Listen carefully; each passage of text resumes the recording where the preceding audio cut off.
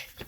It's based on a 3-year Treasury bond index with a margin of 2%.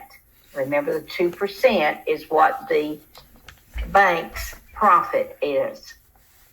The rate will adjust annually. Annually, that's not good.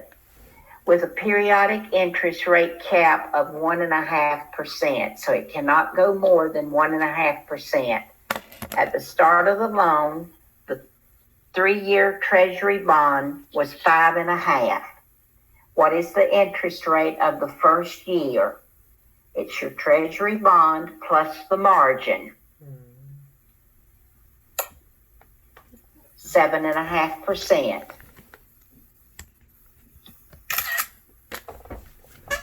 Any questions about that? Okay. Remember, it can adjust every year. So on the second year, it was, the Treasury bond is now earning 6.5%. Okay. 6.5%. How much was the margin? 2%. 2%. Okay. So now the second year, their interest rate is going to be 8.5%.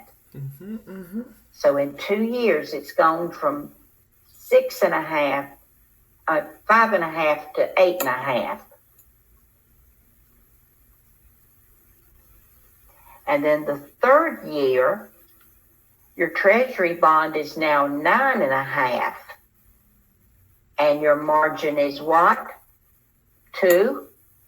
So the 9.5% plus the 2%, that interest rate has now gone to 11.5%. But there was a cap of 1.5%. The last rate was what? 9.5%. Now it's gone to 11.5%. That's more than the 1.5% allowed. So that interest rate is going to be 10% on that third year, because the maximum it can go is 1.5%. And it was 8.5% previously. So now 10% is the maximum allowed. But in 3 years, that went from 5.5% to 10% in 3 years. Can you imagine what the amount of the payment increase was? Okay. Payment cap may create negative amortization. Negative amortization is when the amount that you're paying is not enough to pay what the full payment should have been. So here's your example. The loan adjustment for payment increase of $75, but the payment cap was no more than $65. So even though the rate made the payment go up $75, they were only allowed to increase it $65. But they still owe the $75. So that $10 difference is going to be put onto the back end of the loan. That's called negative amortization. Each month when they make their payment, rather than money coming off of the balance, there's going to be $10 added onto the balance. So in a year's time, their balance is not going to decrease any, but it's going to increase $120.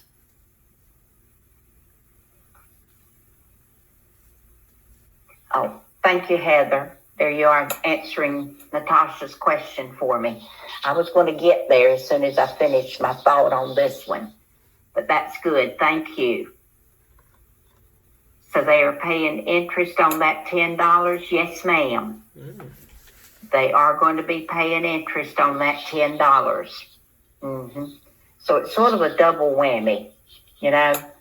You're making your full payment, but you're not getting credit for any of it. It's all going to interest, and $10 is added on to the back end of your mortgage, which you're going to pay interest on too. Mm-hmm. Yeah. That's why I would never, ever agree or would recommend to my clients they not agree to a 1-year ARM, because they can go up very, very fast. Okay. All right. A graduated payment mortgage is another type of mortgage. This one allows the mortgagor to make a lower monthly payment the first few years of the loan and larger payments later.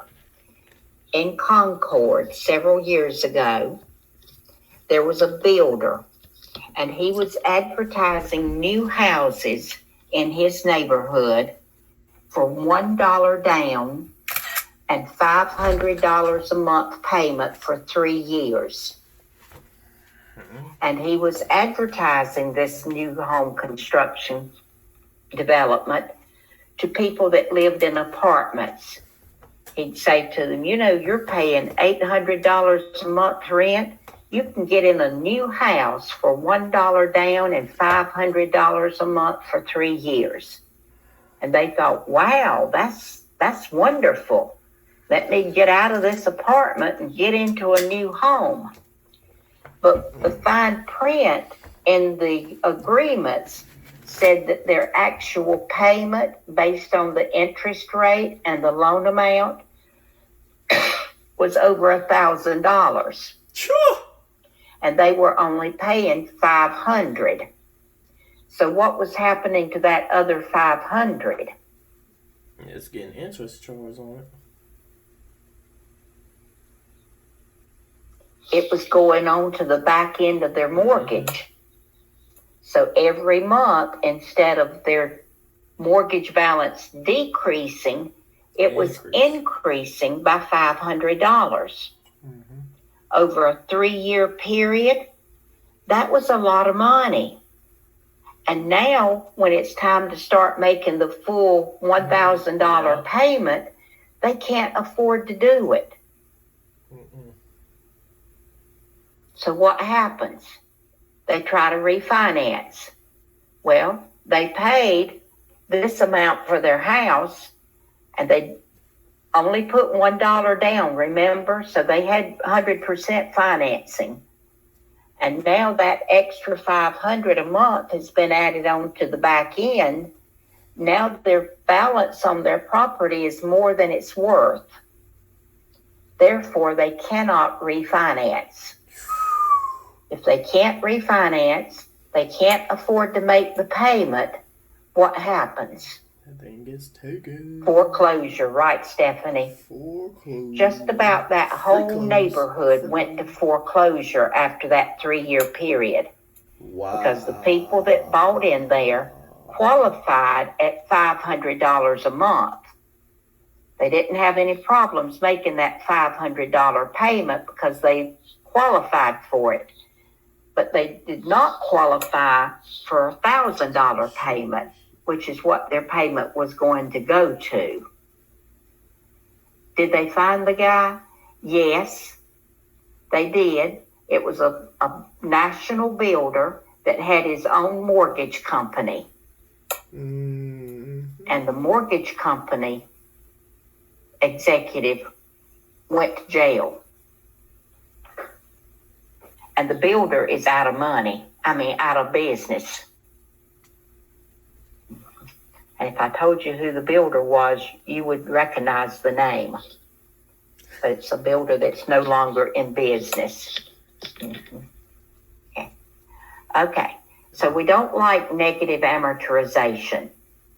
Okay. All righty. Now, the next type of mortgage is a growing equity mortgage. And I'm not a big fan of this one either. It is a rapid payoff mortgage with a fixed interest rate and payments of principal and interest that increase according to an index or a schedule. Oh, it is break time. Okay, we'll talk about the growing equity when we come back. I didn't realize it was break time. That hour went in a hurry. Mm-hmm. See you in 10 minutes.